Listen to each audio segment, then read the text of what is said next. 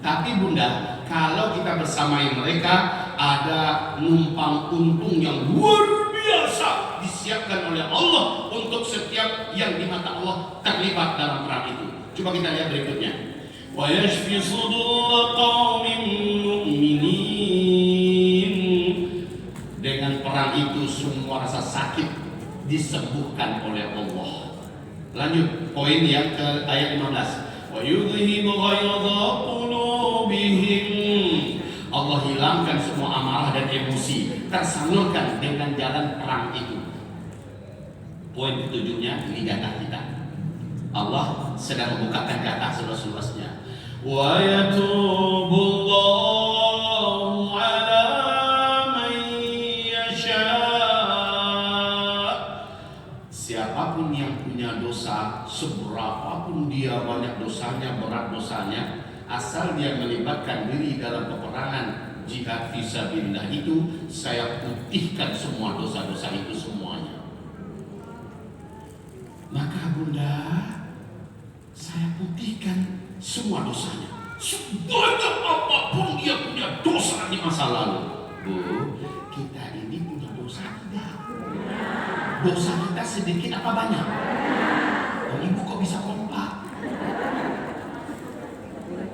Ibu benar, Zulkifli Muhammad Ali, bapak-bapak kami yang mulia, ibu-ibu kami yang terhormat, seluruh kita pendosa. Karena Allah yang tahu berapa banyak dosa kita. Mungkin ada yang sudah tobat di antara kita, tapi kan tidak ada jaminan tobat kita sudah diterima kan?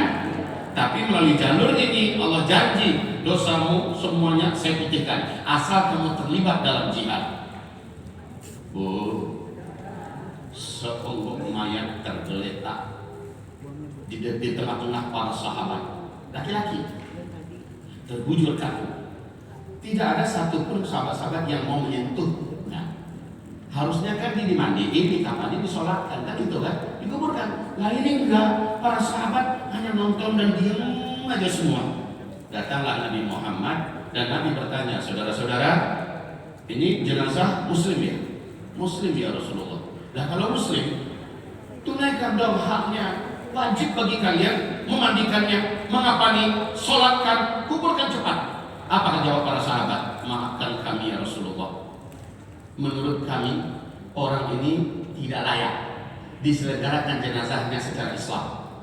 Kenapa gitu kata Rasul? Ya Rasulullah, sejak dia syahadat sampai dia mati, orang ini ya Rasulullah kemana-mana cekek botol terus, mabuk di mana-mana.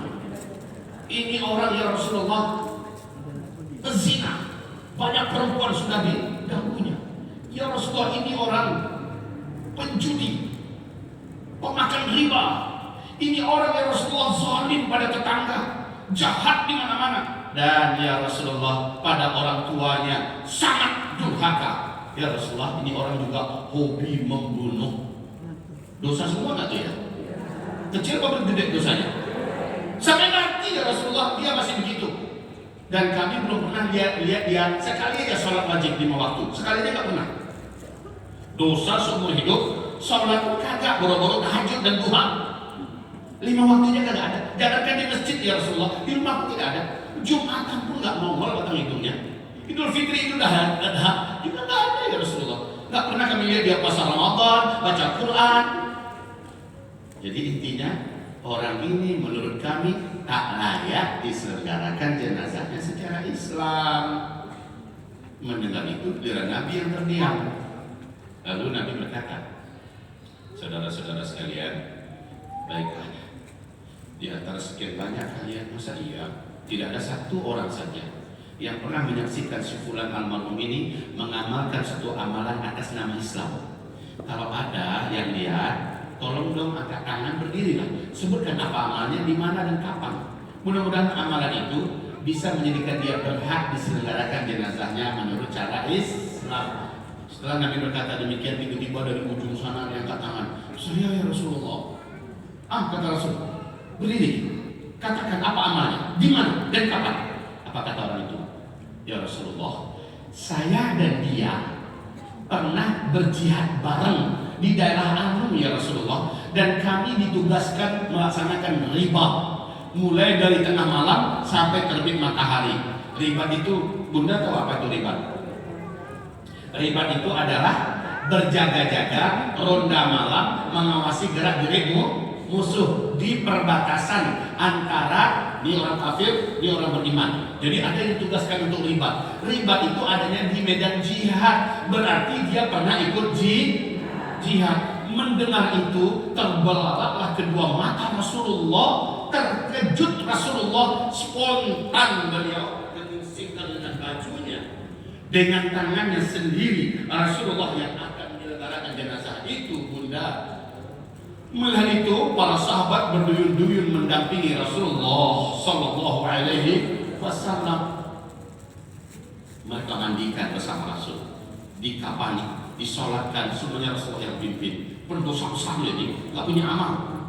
Ketika diantarkan ke kuburannya, lubang kuburan dah siap, Rasulullah yang masuk ke dalam lubang kuburan.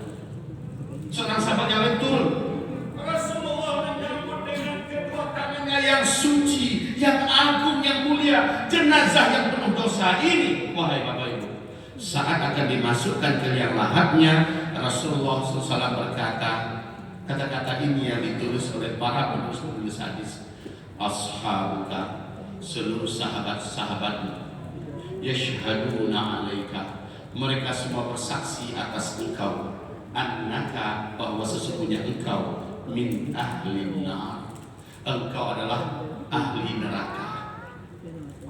Wa ana, sementara saya, kata Rasul, asyhadu laka, saya bersaksi untuk engkau, annaka, bahwa sesungguhnya engkau min ahlil jannah, engkau adalah ahli surga.